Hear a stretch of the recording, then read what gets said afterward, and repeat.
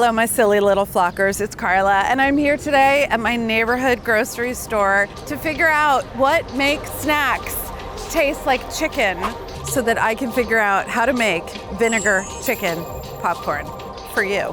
Let's go inside.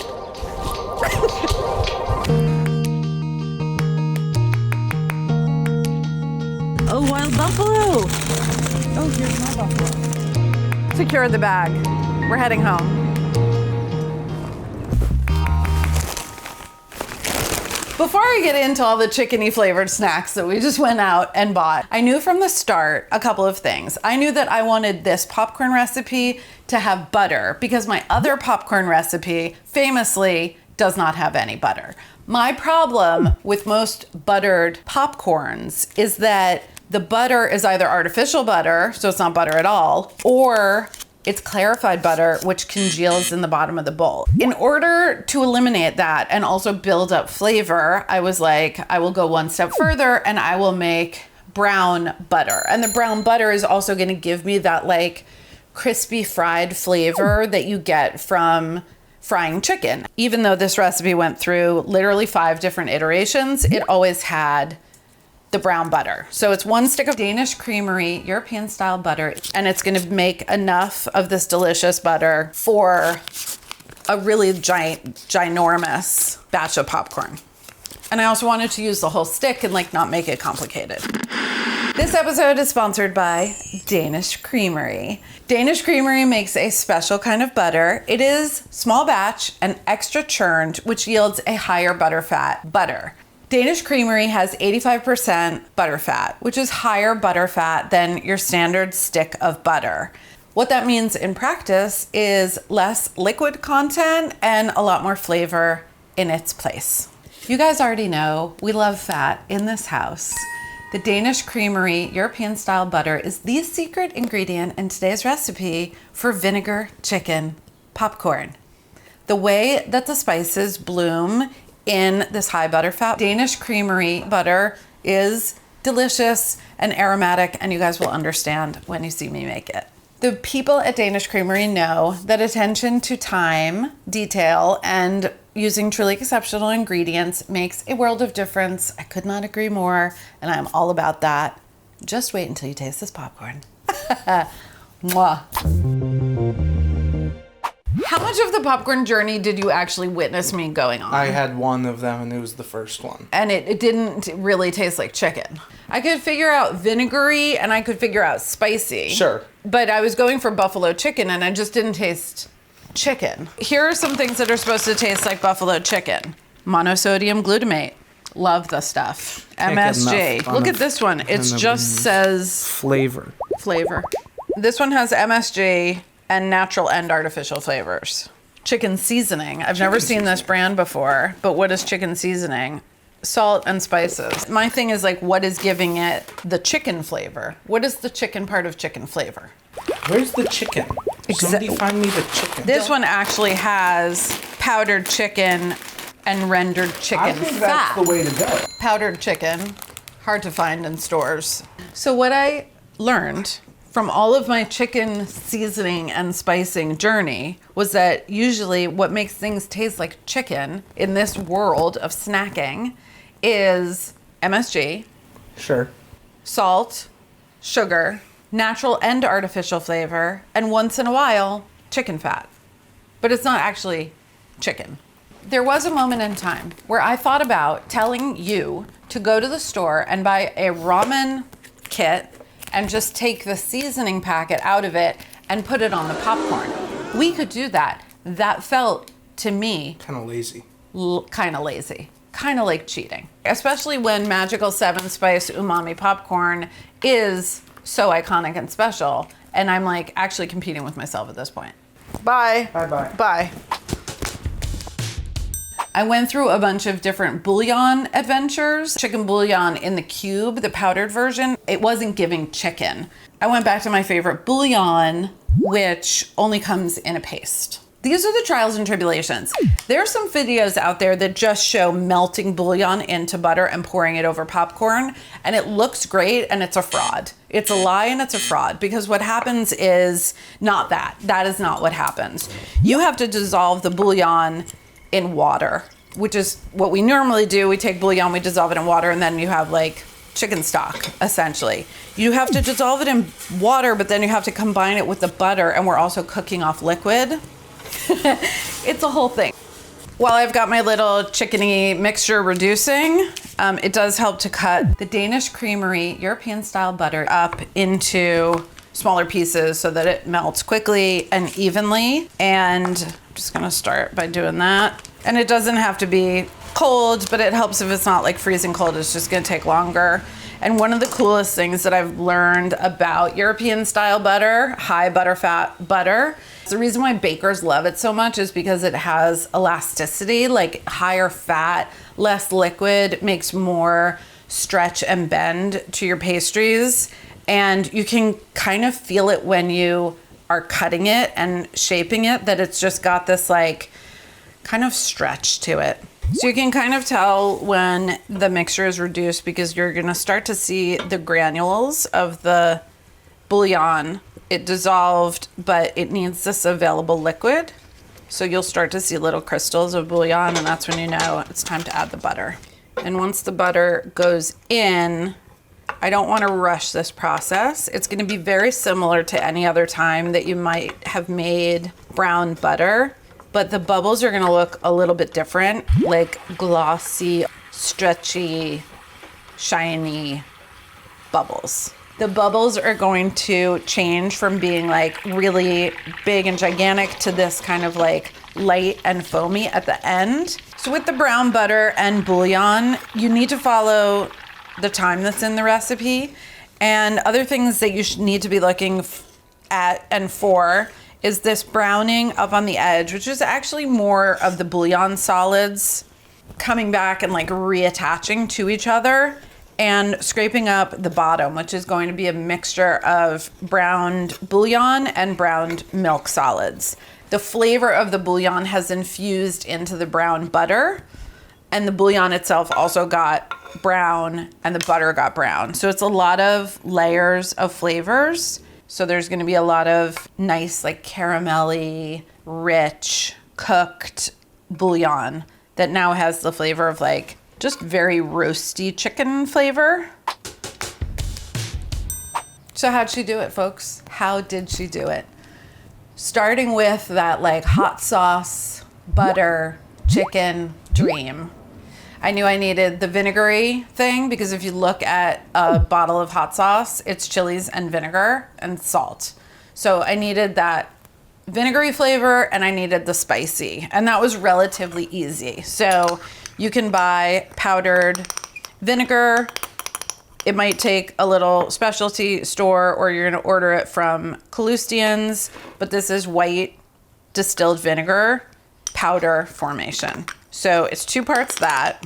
And then in order to get the like brown, toasty, fried, like cooked crunchies of like a breading, I went to milk powder, which has that kind of lactic richness. It's going to complement all the lactic notes in the actual butter, but it's also going to taste like rich and like a little bit sweet, the way toasted bread is like a little bit sweet. It's sort of tricking your palate that like maybe there's some nice browned breading and like the edges of the fried chicken before it gets doused in our hot sauce butter.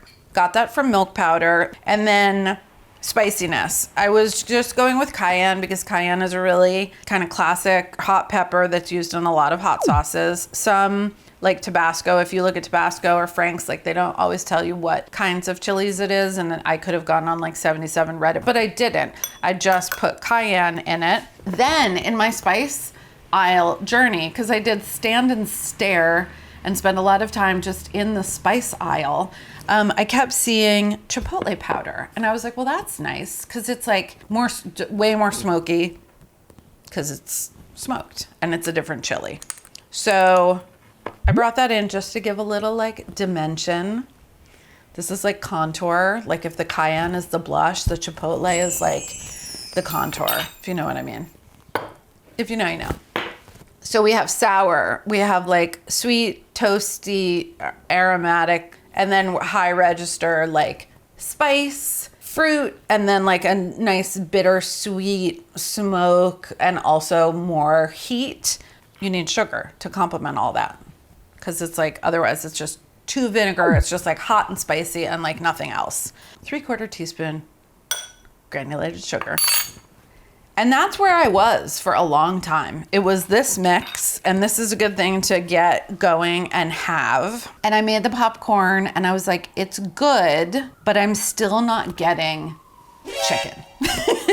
Where is the chicken? So I did 2 things. I busted out some chicken fat, and that's what I popped the kernels in. The chicken fat popping of the kernel unlocked a level of chicken. It still wasn't enough. I don't even want to tell you now. Kind of want you to know where I was before I added the secret ingredient, but I will tell you some things that I tried that didn't work. One of which was celery seed. I thought I was a genius. I was like, oh my God, the answer is celery seed because you eat celery sticks with your buffalo. And I took a couple bites and I was like, nailed it, did it, genius. Who would have thunk? But then I went and walked the dog, and while I was walking the dog, I had all these celery seeds stuck in my teeth, and they were actually like quite bitter and quite unpleasant as you're just eating a celery seed. So celery seed, it turned out, was not the answer, but it did get my tiny little brain thinking. Associated flavors. And like if I could add celery and that kind of takes you to that buffalo place, could I trick my brain into thinking it was having chicken? I think we have to pop the popcorn and then all will be revealed. I wanted to use a whole stick of butter. So then it was about what is the right amount of popcorn for that? And it turns out it's a lot. So this is an 8-quart. If you're using a Dutch oven, which I highly recommend for popping popcorn, get your 6.5 to your 8-quart. Chicken fat, AKA schmaltz. One of the things on the journey I kept seeing, and maybe it's just like a new brand that's getting distributed here where I live, this like duck fat product that you used to have to go to the butcher to get is now in this jar. And it was in a lot of the like oil and spice aisles. You could use duck fat, of course. Goose fat, should you have it lying around, go for that. Or don't do any of this and use vegetable oil. Peanut oil is my favorite for popping stuff, but any neutral oil. What I like to do is melt the fat first, and then I coat all of the kernels in the fat.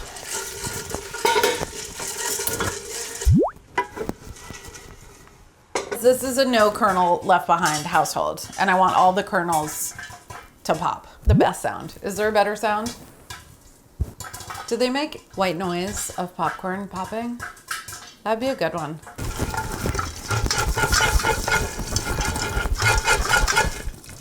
Oh yeah, totally smells very deliciously chickeny. I don't understand air popping, and I'm suspicious of it. I think we're there. Okay. So now, okay, I'm just gonna give a little steam escape.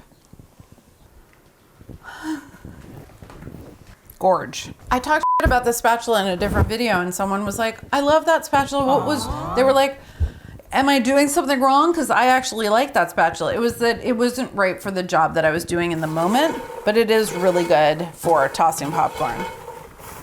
Guess what I don't say? Unpopped kernels. Beautiful chicken brown butter. Just pouring that over.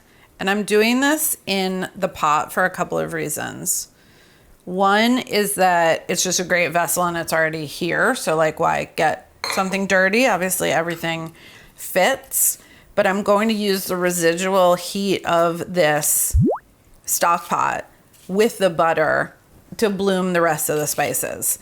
It's just another flavor upgrade to do that. Okay, so once the brown butter goes in, I'm gonna toss to coat. Woo!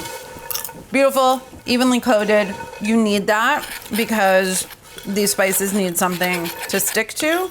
And we also want that butter spice combo to bloom all the spices. You want to add the secret ingredient? No, I don't want to add the secret. It's not going. The secret isn't happening. This is where I was, and this is where I was stuck. And I was happy, but it wasn't everything. I'm not talking ill about myself when I say that one of the not great things about the Magical 7-Spice umami popcorn is that I don't do the extra step of grinding up the nutritional yeast. So one of the really great things about this popcorn recipe is that all of the spices that I used are in that fine format. So it coats really, really well. All right, let's try. I haven't salted anything. I used a salted butter, but that's really not that much salt for the quantity that we have. But also the bouillon itself is very, very salty. So you want to add all those spices and taste first. And this is the batch that I brought to hang out with my friends to watch the eclipse. It was this version. It was Kelsey, who you may know from Kelsey's California Citrus Cooler. You may know her from Lamb Hand episode, and you definitely know her from Fancy Fries. Hang out with Kelsey and her husband, and they were like, it's really, really good. I was like, what is it giving? They were like, it's giving hot sauce. And I was like, right. Was it giving anything else? And they were like, hot sauce? And I was like, right. Nothing wrong with it. But I was still eluded by chicken. And then, standing there in the spice aisle, stroke of genius. This is a very old school product. You may or may not know it. You may have seen it in your grandma's kitchen. I feel like they have never changed the logo. Bell's seasoning. This is like your classic, put it on a chicken seasoning, but it's also a classic for making chicken stuffing or chicken dressing. And this was the thing that tricks your brain into thinking it's having chicken. And what it is rosemary, oregano, sage, ginger, marjoram, thyme, and pepper, which are all like in that world of chicken stuffing. It does smell like cucumber. Just smell it.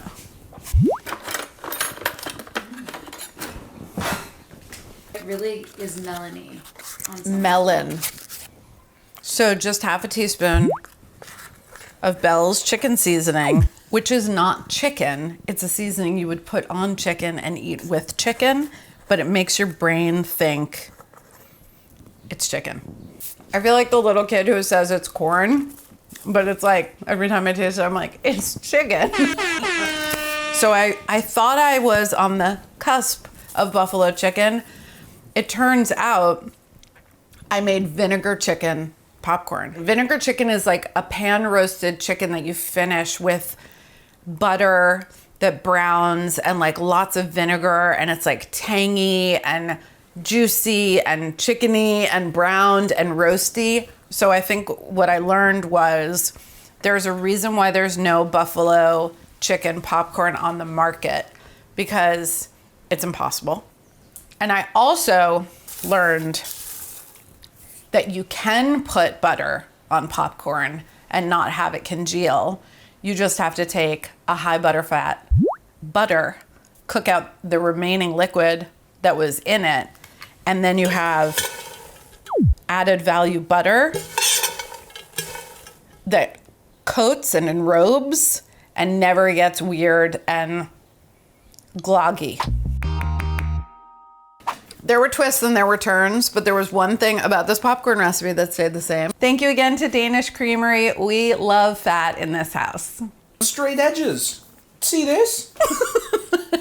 This isn't a circle, nor a spiral, nor a sphere. No. It's a whatever the 3D rectangle is called. What's the point of that?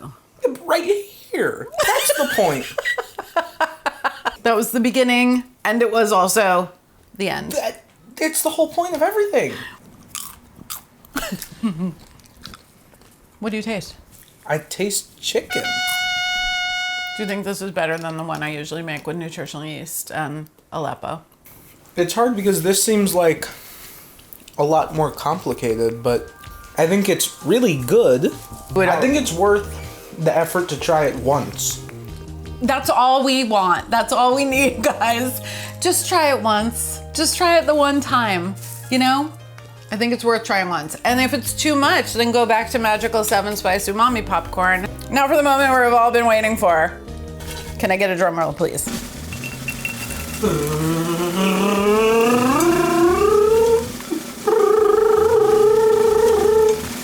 Oh, wow.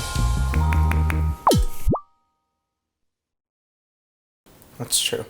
You know? But, you know, it's, as I said before, it's not about the journey along the way. It's Again, rhymes with cake. About bake. It's not about the journey. Oh, it's the friends we make. You didn't say the first part. It's not about the journey. We take. It's about the friends that we make. I made a bunch of friends. Just one second.